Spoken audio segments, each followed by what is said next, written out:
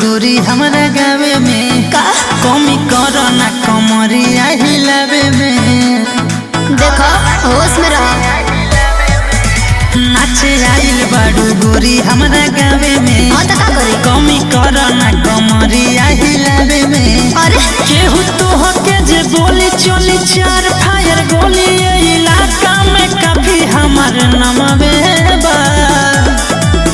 सुना हमारो कहो ढेर देख लेनी बोल तोहार राइफल से बड़ हमर बमवे बा। तोहार राइफल से बड़ हमर बमवे बा। बुझाइल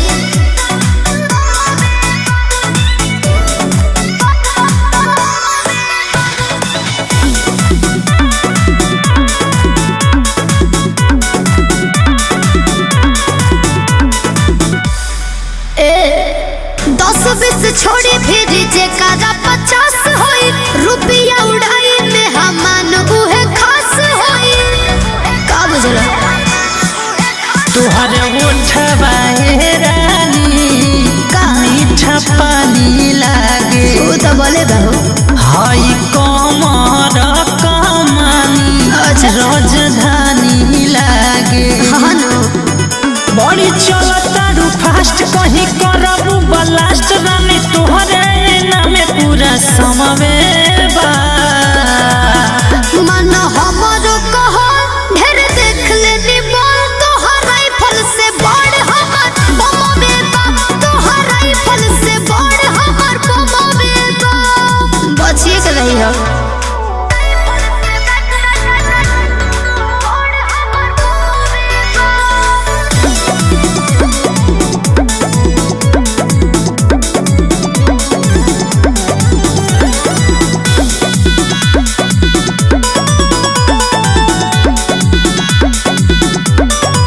सारा समझौता नी हम तोहर चल बाबू मछरी सुघर देखी फेंकता रो चल बाबू सब बुझता नहीं हट ना स्टेज से उतर रानी सोफा सेट पे आवो काहे हो मछरी ताजा बारू सरवन हट। के प्लेट में आवो ना मन बो होई नाच के दीवाना ऐसे गावता ने गाना गोरे लईकी पटावल हमार कमवे बा।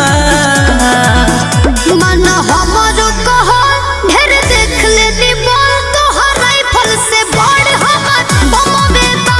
तोहार राइफल से बड़ हमर बमवे बा। बचिए के रही हो।